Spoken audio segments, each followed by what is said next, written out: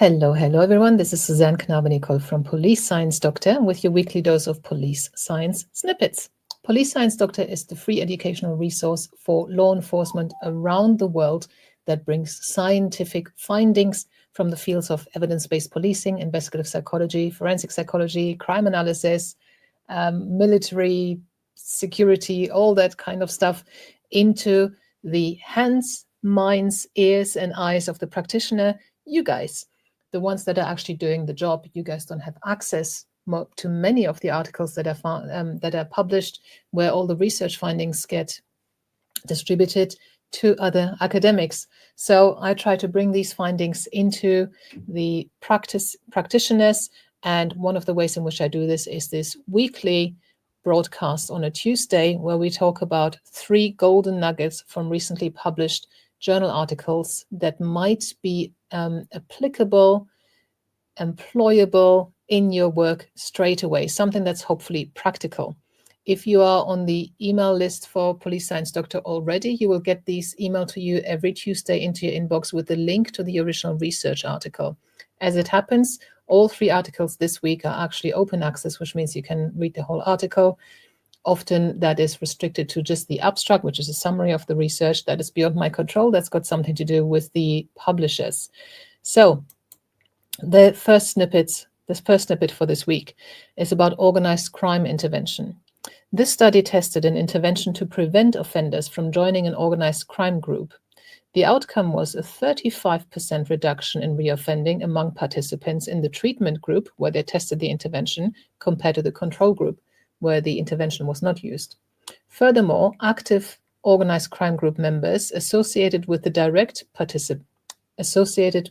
participants that had the intervention done on them exhibited a 25% increase in arrests relative to the control members, because they carried out crimes in lieu of the participants.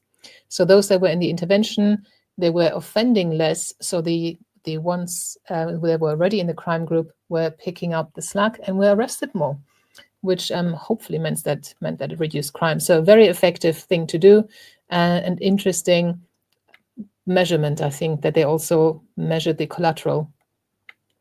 The second snippet for this week is about fraud reporting. Only 11.8% of victims of fraud report to the police, and only 2 concepts were consistently related to police reporting.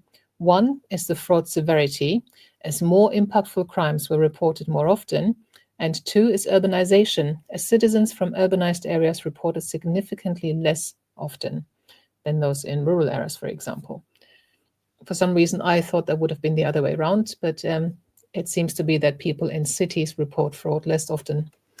And the third snippet for this week is about violence exposure and cognitive outcomes. This systematic review, so a systematic review is a piece of research that looks at all the other pieces of research that are of high enough quality, that look at a specific topic, and it summarizes them and works out the overall effect. So it assesses our knowledge of collectively all the research that has been done on one particular subject. So this systematic review found a relationship between violence exposure and poor cognitive outcomes in childhood. Cognitive outcomes assessed included cognitive development, executive functioning, general intelligence, language, and memory. Violence included maltreatment, intimate partner violence, and war. So as I said, all these 3 articles are fully available for you guys to read. You will have the link if you're on the Police Science Doctor email list. If you're not already on that list, you can get onto it, and it's free. Just Google Police Science, go to the Police Science Doctor website, and you will have a form that pops up. You just enter your details in there. If it doesn't pop up, just scroll to the bottom of any page and you'll find it there. In the email that you will receive when you join the list is the password that you will need for the read page, as in reading glasses. And on that page, you will find all the previous snippets as well.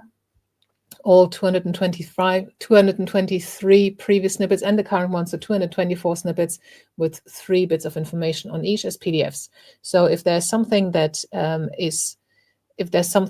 you would have liked to find out because it's relevant to your role, but it was not presented in the snippets this week, it might have been treated or mentioned in one of the previous snippets. That there's a whole library of them, and you can download those PDFs. So I hope that was useful to you, and I'll see you again next week. Until then, stay safe and make good decisions. Bye-bye. Thank you for watching. I hope you found this content useful.